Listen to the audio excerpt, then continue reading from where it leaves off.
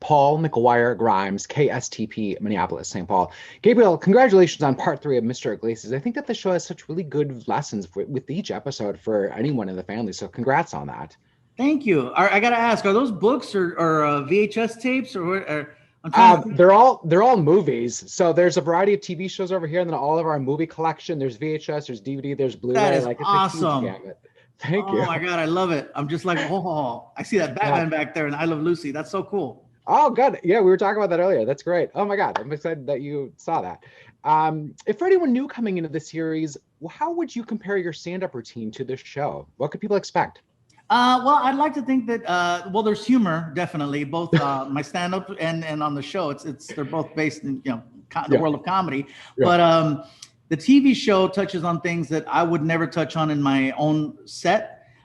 Just because I try to keep the show a certain way. I try to keep it very neutral and make sure that anybody and everybody can enjoy it. Whereas the sitcom does touch on topics that sometimes are controversial or topics that not everybody can agree on. And so a lot of times there is that back and forth, and that's important in a show. You got to have back and forth. Not everything can be gravy, otherwise it's a boring show. Right. So, but a lot of times there's strong messages that are in the show.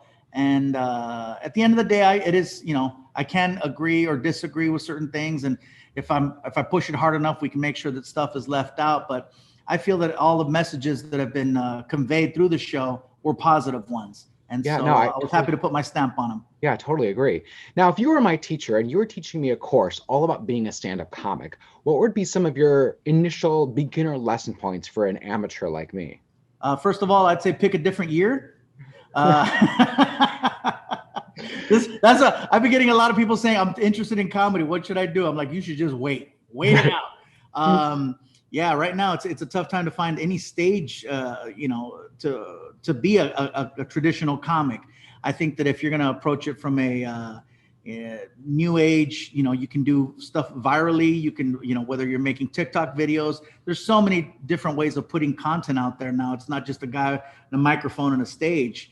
But definitely getting up in front of people is not an easy thing to do, whether it's on a computer or in person. I just think that we got to see what life says we can do coming up before we can start adjusting. I just know I'm on hold right now. My tour, I have a whole tour that just continues to get pushed back and pushed back. And originally it was a month, and then it was 2 months, and then it was next year. And now we're in the middle of next year. So I gotta, cross my fingers and hope that they allow us to be comics again. Now, you film in front of a live studio audience, which is kind of rare for sitcoms these days. What do you love most about that? And do you feel like the writing of the show changes depending on the different jokes or punchlines that land? The reason we went with a live studio audience is because for me, it felt the most organic. Like it was closer to my real world of being in front of people.